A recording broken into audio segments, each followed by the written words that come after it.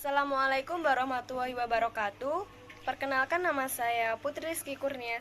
Pertama-tama, puji syukur kehadirat Allah Subhanahu wa Ta'ala, sehingga saya dan teman-teman bisa menjelaskan presentasi tentang sintesis protein. Dan tak lupa juga saya ucapkan terima kasih kepada Ibu Wardatus Solihah sebagai pengampu biologi dasar biologi 2. Kali ini kita akan membahas mengenai sintesis protein. Untuk dapat menjalankan fungsi tubuh dengan baik, kita akan membutuhkan makanan. Dari manakah makanan itu berasal?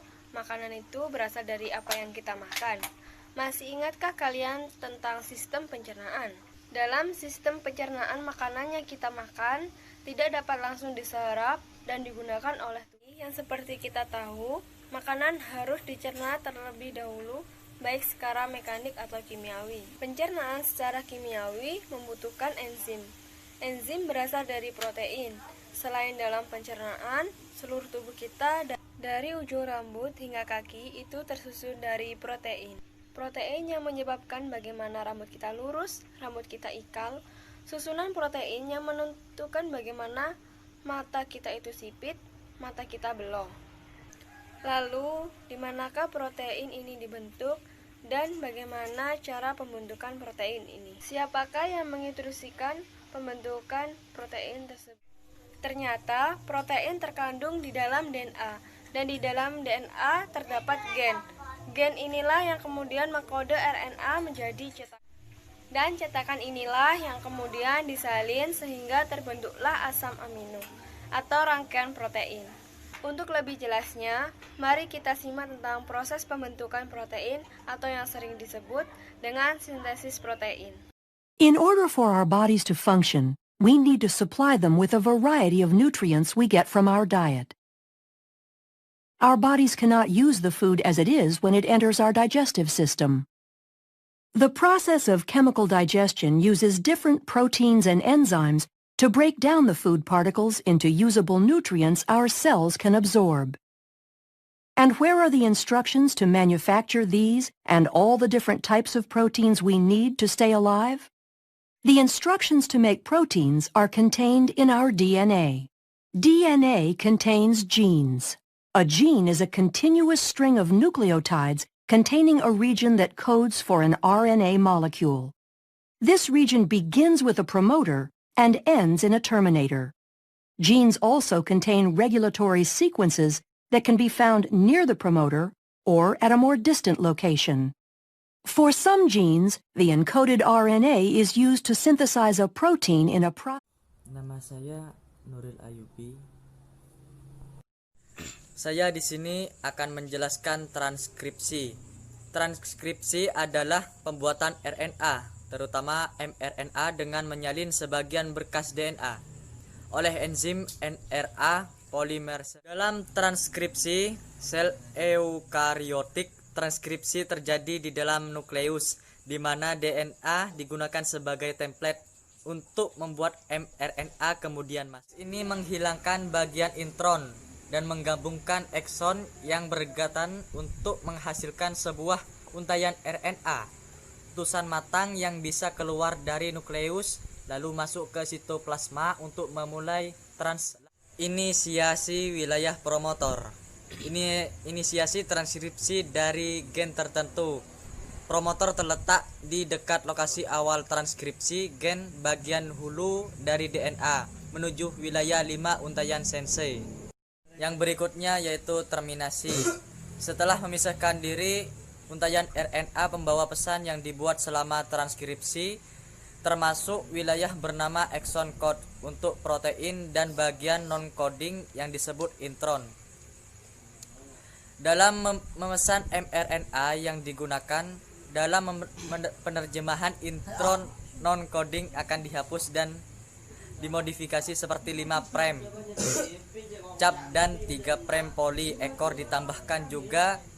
Dalam proses ini disebut intron splicing dan dilakukan oleh kompleks yang terdiri protein dan RNA disebut spliceosome. Skripsi melalui 3 tahapan proses, yaitu inisiasi, elongasi, dan terminasi. Penjelasan yaitu sebagai berikut. Dissociate from each other. The strand of messenger RNA that is made during transcription includes regions called exons that code for a protein, and non-coding sections called introns. In order for the messenger RNA to be used in translation, the non-coding introns need to be removed, and modifications such as a 5' cap and a 3' poly A tail are added. This process is called intron splicing and is performed by a complex made up of proteins and RNA called a spliceosome. This complex removes the intron segments and joins the adjacent exons to produce a mature messenger RNA strand that can leave the nucleus through a nuclear pore and enter the cytoplasm to begin translation. Pada tahap kedua ada elongasi atau pemanjangan. Ribosom unit besar memiliki 3 ruangan yang disebut E, P, dan A. Selama elongasi, ribosom akan membaca kodon-kodon yang berada di situs A.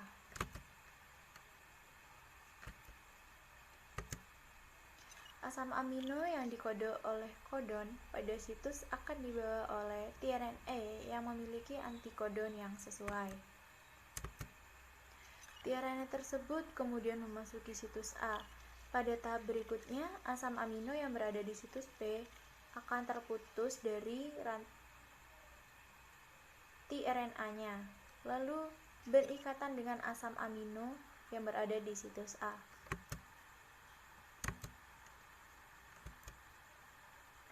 Ketika ribosom bergeser, tRNA yang tidak membawa asam amino berpindah ke situs E, kemudian akan keluar dari kompleks translasi. tRNA yang mengikat asam amino berpindah dari situs E ke situs P, sehingga situs E menjadi kosong. Karena situs E atau A kosong, maka tRNA yang selanjutnya dapat masuk membawa asam amino yang sesuai dengan kodon pada situs A. Asam amino dari situs P yang berikatan dengan asam amino di situs A, kemudian ribosom bergeser kembali, dan seterusnya, sehingga proses ini akan menghasilkan rantai asam amino. Pada tahap terakhir yaitu ada terminasi atau pengakhiran. Tahap terminasi transkripsi akan terjadi apabila ribosom mencapai stop codon. Faktor pelepas akan berikatan pada stop codon. Situs A memicu polipeptida di situs P terlepas dan kompleks translasi terurai. Dengan demikian, maka selesailah proses translasi polipeptida yang dihasilkan dari transkripsi dan translasi. Kemudian akan diproses menjadi sebuah protein tertentu. Dengan demikian, maka selesailah proses translasi polipeptida yang dihasilkan dari transkripsi dan translasi, kemudian akan diproses menjadi sebuah protein tertentu.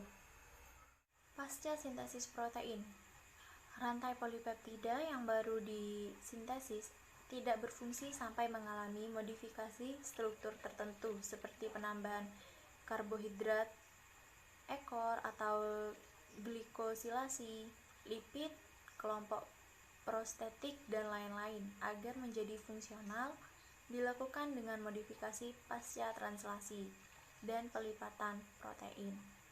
Modifikasi terjadi organel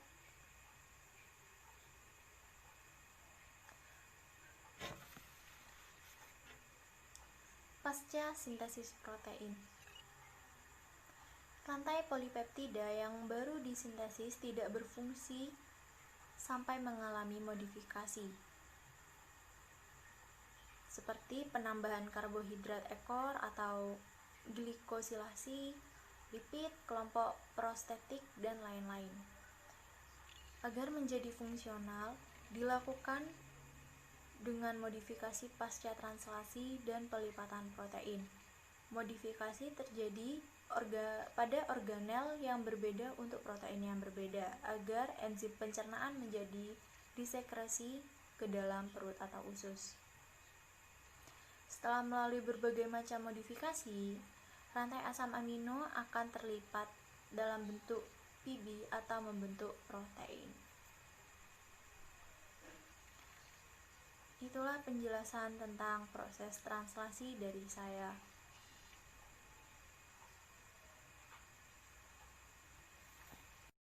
How is the information in the mature messenger RNA strand translated into a protein? The nitrogenous bases are grouped into 3 letter codes called codons. The genetic code includes 64 codons. Most codons code for specific amino acids.